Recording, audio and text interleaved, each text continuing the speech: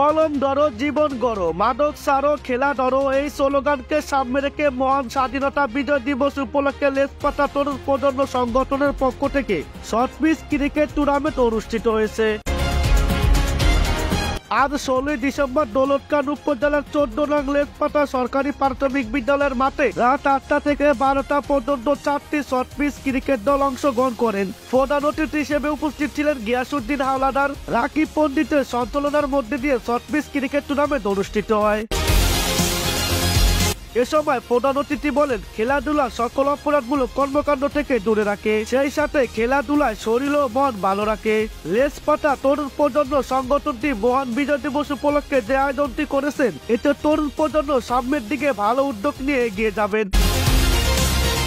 জাতীয় সঙ্গীতের মধ্যে দিয়ে খেলা শুরু হয়। প্রধান অতিথি গিয়াসউদ্দিন হাওলাদার মাঠে গিয়ে সকল খেলোয়াড়দের সাথে হাতে হাত মিলিয়ে সবাইকে উৎসাহিত করেন।